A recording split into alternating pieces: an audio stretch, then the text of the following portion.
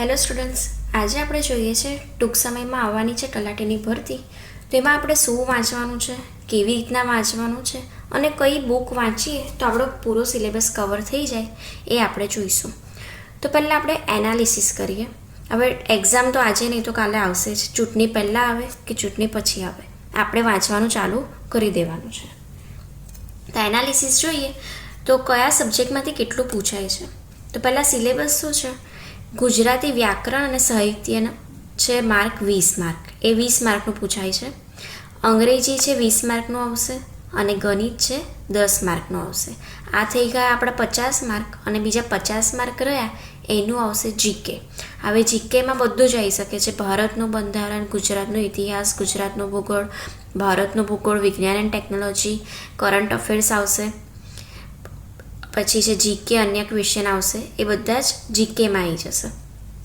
તો હવે એનાલિસિસ કરીએ તો ભારતના બંધારણમાંથી 2014માં 7, 15માં 3 અને 2017માં 5 માર્કનું પૂછાયું હતું. કરંટ અફેર્સમાંથી 6, 3, 8 એટલે એમાંથી પૂછાય છે જ. ભારતના બંધારણમાંથી પણ પૂછાય છે. ઇતિહાસમાંથી વધારે પૂછાય છે 2014માં, 15માં અને 17માં. ટેન્ટેટિવ 10 માર્કનું તો પૂછાયું જ છે. વિજ્ઞાન એન્ડ ટેકનોલોજીમાંથી ક્વેશ્ચન આવી જાય તો આવી જાય, નહીં તો ના આવે. પણ આ એવો સબ્જેક્ટ છે કે આપણે કરી દઈએ તો એના ક્વેશ્ચન આપણા ફિક્સ થઈ જશે. ભૂગોળ, તો ભૂગોળમાંથી પણ 3, 4 અને 6. ગણિતના માર્ક તો ફિક્સ જ છે, 10 માર્કનું ગણિત આવવાનું જ છે. અર્થશાસ્ત્રમાંથી 1-2 ક્વેશ્ચન આવે છે. ગુજરાતી વ્યાકરણ અને સાહિત્યના પણ માર્ક્સ ફિક્સ છે, 20 માર્કનું આવશે. જીકે અને અન્ય તેમાં પણ 7, 6 અને 5 એમાંથી પણ ખાસા ક્વેશ્ચન પૂછાય છે. અને હવે અંગ્રેજી છે એનું વેટેજ થઈ ગયું છે 20, એટલે એમાંથી આવશે 20 માર્કના ક્વેશ્ચન.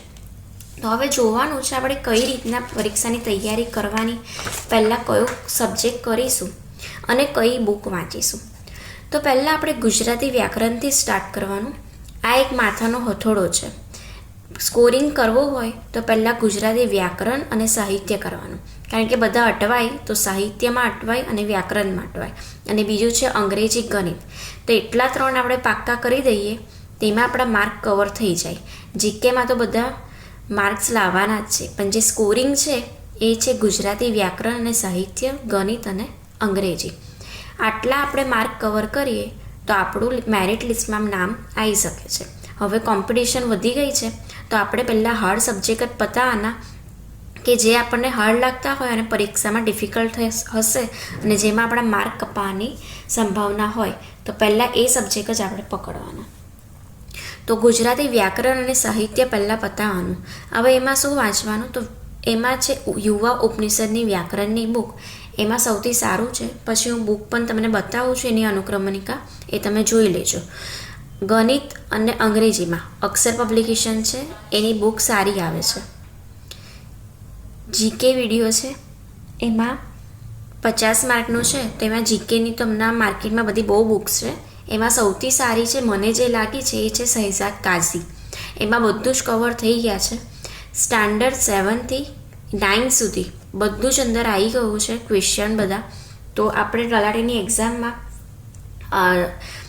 NCERTની બુક તો કરવાની જ છે. અને બીજા આ છે તેમાં ગુજરાતના જિલ્લા છે એમાં પણ યુવા ઉપનિષદની બુક સારી છે. પછી વર્લ્ડ ઇનબોક્સની પણ સારી છે. એની હમણાં બધી અનુક્રમણિકા તમને બતાવું છું. તમને જે સારી લાગે એ તમે પરચેસ કરી શકો છો.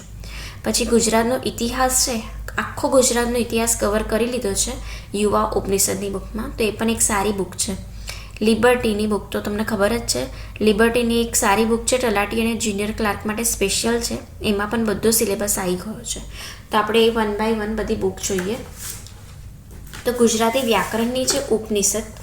તો ગુજરાતી વ્યાકરણ છે એમાં છે બધું જ વ્યાકરણ જે છે ધોરણ 6 થી તે ધોરણ 10 સુધી જે બી વ્યાકરણ આવે એ બધું જ આવી ગયું છે. તો અનુક્રમણિકા છે એમાં જોડણી છે, પછી સ્વર વ્યંજન, જોડાક્ષરો, પછી છે શબ્દકોશ, સંધિ પરિચય, નામ સંજ્ઞા, લિંગ અને વચન વ્યવસ્થા, સર્વનામ, વિશેષણ, ક્રિયા વિશેષણ, કૃદંત, નિપાત, સમાસ, છંદ, અલંકાર, ક્રિયાપદ, સંયોજકો, વાક્ય વિચાર અને છે વિરામ ચિહ્નો.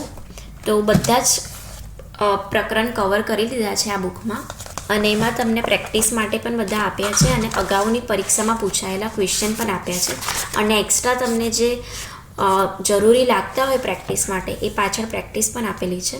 તો વ્યાકરણમાં આ બુક સારી છે યુવા પબ્લિકેશનની. હવે છે યુવા પબ્લિકેશનમાંની છે અક્ષર પબ્લિકેશનની ગણિત અને અંગ્રેજીની સારી છે, એ તમને નેટ પર મળી જશે. બીજી છે શહેજાદ કાઝી. તો શહેજાદ કાઝીની જનરલ નોલેજની બુક છે, એ પણ સારી છે જનરલ નોલેજ માટે. તમે ત્યાંથી સ્ટાર્ટિંગ વાંચવાનું કરી શકો છો. એમાં થોડી લેંગ્વેજ ઇઝી છે અને બધું કવર કરેલું છે. તો સૌથી સારી મને શહેજાદ કાઝી લાગી છે. ગુજરાત જનરલ નોલેજ એમાં બધું જ તમને આપી દીધું છે. અનુક્રમણિકામાં ગુજરાતનો રાજકીય નકશોથી ચાલુ થશે. ગુજરાત વિશે બધું જ આવી ગયું છે. પહેલું ભૂગોળ છે, તો વસ્તીથી માંડીને ગુજરાતનો ઇતિહાસ ભૂગોળમાં બધા જ કવર થઈ ગયા છે. ભૂપોષ, ભૂસ્તર, નદીતંત્ર, જમીનો, ખેતી આધારિત ઉદ્યોગો, પશુ સંપત્તિ, એ બધું એમાં આવી ગયું છે. એની ક્વિઝ પણ આપેલી છે. ઉપરાંત તમને જે ધોરણ 6 થી ધોરણ 10માં જે સમાજમાં ભૂગોળ આવે છે એ બધા ક્વેશ્ચન પણ તમને અંદર આપેલા છે.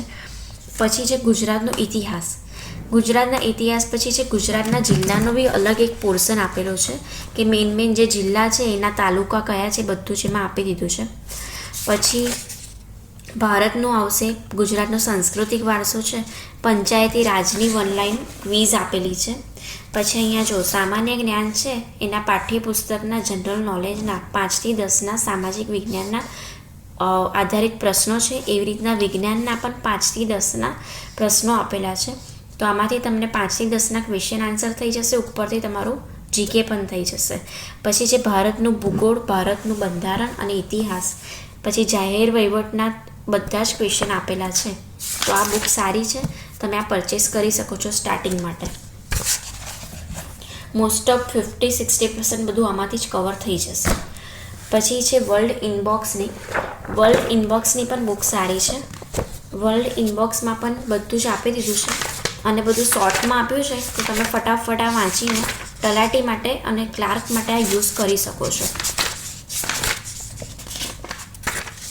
તમે જોઈ શકો છો બધું તમને શોર્ટમાં આપી દીધું છે. જે મેઇન પોઈન્ટ લખતા છે એ બધું અહીંયા આપી દીધું છે. આ છે વર્લ્ડ ઇનબોક્સની બુક. એની આપણે અનુક્રમણિકા જોઈ લઈએ. તો ગુજરાતના તથ્ય છે, ગુજરાતનો ઇતિહાસ, ગુજરાતનું ભૂગોળ, ગુજરાતનું અર્થતંત્ર, ગુજરાતનું વૈવિધ્ય છે, સાહિત્ય છે, ભારતનો વિશ્વ તથ્ય છે, ભારતનો ઇતિહાસ છે, ભારતીય રાજ્ય વ્યવસ્થા અને બંધારણ છે, ભારતનો ભૂગોળ છે, અને બીજું વિજ્ઞાનને લગતા ક્વેશ્ચન આન્સર્સ છે વર્લ્ડ ઇનબોક્સમાં. પછી છે ગુજરાતના જિલ્લાઓ માટે, સ્પેશિયલ જિલ્લાઓ માટે યુવા પબ્લિકેશનની એક બુક છે. એ સૌથી બેસ્ટ છે જિલ્લાઓ કરવા માટે. તમે એ લઈ શકો છો ડીપમાં વાંચવા માટે.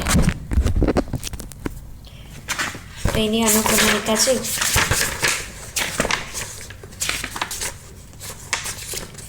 ગુજરાતનો પરિચય આપ્યો છે, અને પછી ગુજરાતના બધા જ જિલ્લા લાઇન્સર આપેલા છે. ટોટલ 33 જિલ્લા છે. તો 33 જિલ્લા પાર્ટ પાડીને આપ્યા છે. તમને એક જિલ્લો બતાવો તો તમને ખ્યાલ આવી જશે. આ છે રાજકોટ જિલ્લો. તો રાજકોટ જિલ્લામાં રાજકોટનો ઇતિહાસ શું છે એ આવી જશે. જિલ્લાનો ભૌગોલિક માહિતી આવશે. જિલ્લાની આર્થિક માહિતી કે એમાં કયા કારખાના ચાલુ થયા, પછી ડીઝલનું કારખાનું ચાલુ થયું તો એ બધું આર્થિક માહિતીમાં આવી જશે. ત્યાં શું પાકે છે, કયો ધંધો વધારે ચાલે છે, પછી અભયારણ્ય કયા છે, સિંચાઈ યોજના કઈ છે, પછી એના તાલુકા વાઇઝ એમાં કયા કયા સ્થળ આવેલા છે એ પણ એમાં કવર થઈ જશે. પછી છેલ્લા આવશે તો કયા વાવ આવેલી છે, કયા મહેલો આવ્યા છે એ પણ તમને અલગથી આપેલું છે.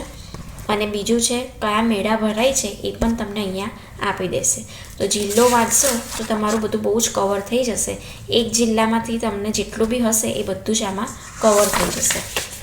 પછી આપ્યા છે અગાઉની પરીક્ષામાં પૂછાયેલા ક્વેશ્ચન, કે અત્યાર સુધી જેટલી બી પરીક્ષા થઈ એટલી પરીક્ષામાંથી જે રાજકોટ જિલ્લામાંથી ક્વેશ્ચન પૂછાયા હશે એ પણ એમાં કવર થઈ ગયા છે.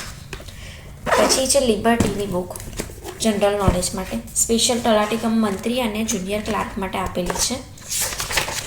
તો એમાં પણ અનુક્રમણિકમાં બધું જ કવર થઈ જાય છે.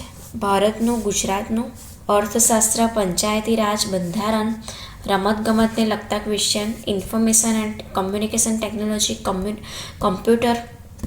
પછી એવોર્ડ છે, આમાં આવી જશે ગુજરાતની ભાષા અને સાહિત્ય પણ કવર થઈ ગયું છે, વ્યાકરણ પણ આવી ગયું છે, અંગ્રેજી ભાષા, ગણિત અને વર્તમાન પ્રવાહના ક્વેશ્ચન આપી દીધેલા છે લિબર્ટીની બુકમાં. તો આ એક બુક પણ સારી છે, તમે શોર્ટ ટર્મમાં સારું એવું આમાં વાંચી શકો છો. પછી એક છે અતુલ પ્રકાશનની બુક છે તલાટી કમ મંત્રીની, એમાં પણ તમને ક્વેશ્ચન આપેલા છે, તમને સારા એવા ક્વેશ્ચન આપેલા છે. અત્યાર સુધીની પરીક્ષામાં જેટલા બી ક્વેશ્ચન પૂછાયેલા છે એ બધાની માહિતી આમાં આપેલી છે. ભારતનો ઇતિહાસ છે તો અત્યાર સુધી તમને જે પરીક્ષામાં પૂછાયેલા હશે એ બધા ક્વેશ્ચન અતુલ પ્રકાશનમાં આપેલા છે. તો આ એક બુક તમારે ક્વેશ્ચન આન્સર સોલ્વ કરવા માટે તમે આ લઈ શકો છો. તો આ થઈ ગઈ બુકની માહિતી. જો તમને આ વિડીયો ગમ્યો હોય તો જરૂર લાઇક, સબસ્ક્રાઈબ અને શેર કરી દેજો.